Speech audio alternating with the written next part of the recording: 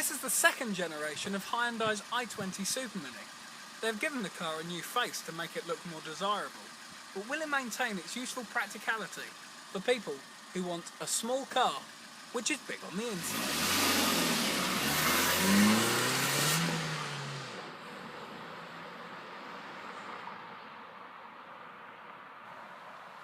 When it comes to boot space, there is more than enough room for a family suitcase and a few extra bags. And if you need more space, then you can fold the rear seats down.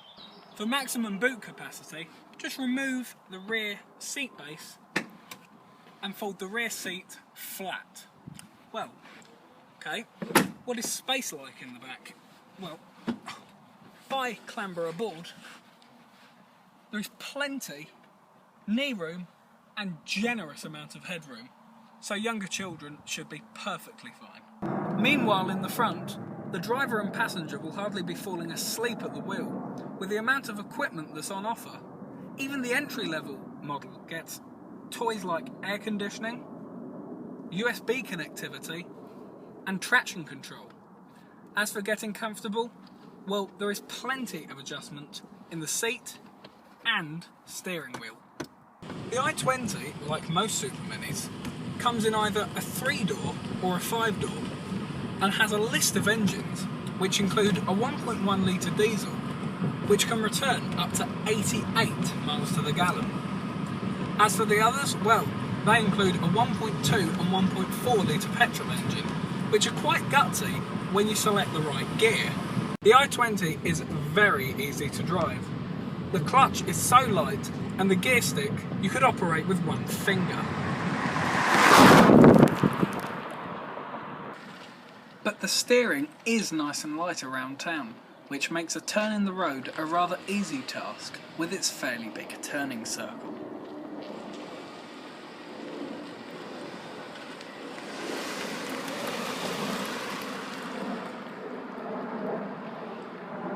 Whilst driving along a fast open road, the i20 isn't as planted or as responsive as the Vauxhall Corsa.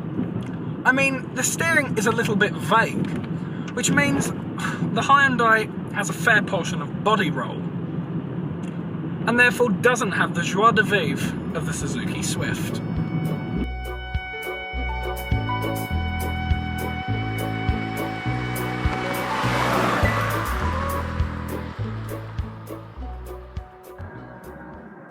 But the Hyundai is certainly a joy to look at. I think it's really smart, and could suit either gender, depending on what colour you pick, of course. Inside, the same cool theme continues. You could argue that the centre console looks bland, but the instruments have simple, well thought out positions.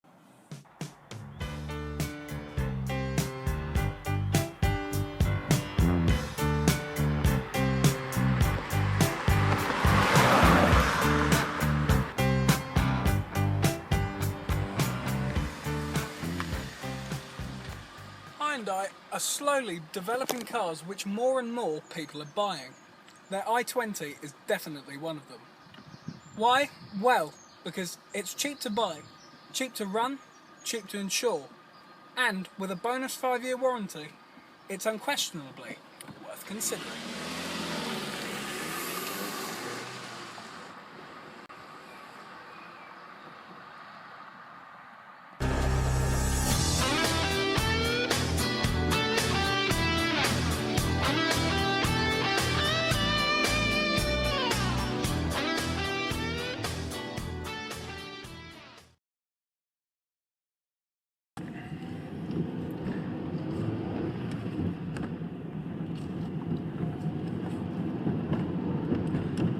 Whilst driving along a fast open road, the i20 doesn't feel as responsive or as planted as a Vauxhall Corsa.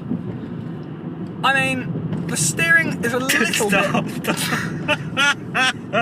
What? I went like that and my thumb came off. Okay.